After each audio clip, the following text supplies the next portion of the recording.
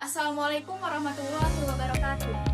Pada kesempatan kali ini, saya akan membahas salah satu kebijakan pemerintah di Indonesia, yaitu program makan bergizi gratis atau MBG. Kebijakan ini dibuat sebagai upaya untuk mengatasi berbagai masalah gizi yang masih terjadi di Indonesia, seperti stunting, kekurangan gizi, dan ketimpangan akses terhadap makanan sehat.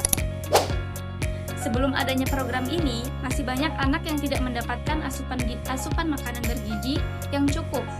Kondisi tersebut dapat mempengaruhi pertumbuhan fisik, kesehatan, dan pertumbuhan kemampuan belajar anak. Selain itu, Indonesia juga masih menghadapi masalah stunting yang dapat berdampak pada kualitas sumber daya manusia di masa depan. Oleh karena itu, pemerintah mengeluarkan kebijakan makanan bergizi gratis untuk membantu memenuhi kebutuhan gizi masyarakat sejak usia dini.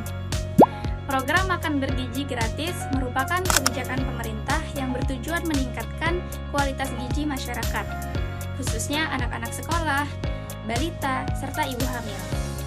Program ini dimulai dilaksanakan secara nasional pada tanggal 6 Januari 2025 dan menjadi salah satu program prioritas pemerintah.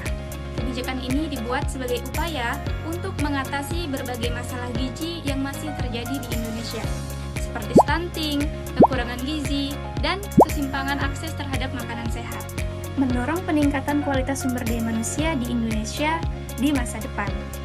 Implementasi kebijakan dalam pelaksanaannya, pemerintah menyediakan makanan bergizi yang didistribusikan kepada kelompok sasaran melalui sekolah dan pusat pelayanan yang telah ditentukan. Program ini melibatkan berbagai pihak, mulai dari pemerintah pusat, pemerintah daerah, tenaga kesehatan, hingga pelaku usaha lokal yang membantu penyediaan bahan makanan. Pelaksanaan program dilakukan secara bertahap agar distribusi makanan dapat berjalan dengan baik dan menjangkau lebih banyak penerima manfaat. Menurut saya, kebijakan ini memiliki beberapa kelebihan. Pertama, program ini dapat membantu memenuhi kebutuhan gizi anak-anak yang berasal dari keluarga kurang mampu. Kedua, dengan asupan gizi yang lebih baik, siswa dapat belajar dengan lebih fokus dan memiliki kondisi kesehatan yang lebih baik. Ketiga, program ini juga berpotensi meningkatkan perekonomian daerah karena melibatkan petani, peternak nelayan, dan UMKM sebagai pemasok bahan makanan. Keempat, kebijakan ini merupakan investasi jangka panjang dalam meningkatkan kualitas generasi muda di Indonesia. Analisis kekurangan dan tantangan di sisi lain, terdapat beberapa tantangan dalam pelaksanaan program ini. Pertama, program membutuhkan anggaran yang sangat besar sehingga pengelolaan keuangan harus dilakukan secara transparan dan efektif.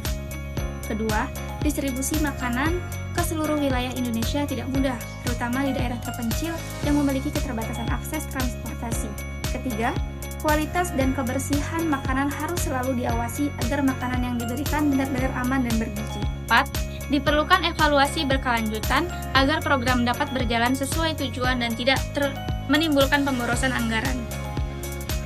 Berdasarkan analisis yang telah dilakukan, program makan bergizi gratis merupakan kebijakan yang memiliki tujuan positif untuk meningkatkan kualitas gizi masyarakat Indonesia, terutama anak-anak, kelompok rentan. Program ini memiliki manfaat yang besar dalam mendukung kesehatan, pendidikan, dan pembangunan sumber daya manusia.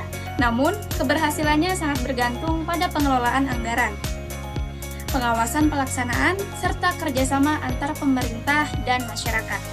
Dengan pelaksanaan yang baik, program makan bergizi gratis dapat menjadi salah satu langkah penting dalam menciptakan generasi Indonesia yang lebih sehat, cerdas, dan berkualitas.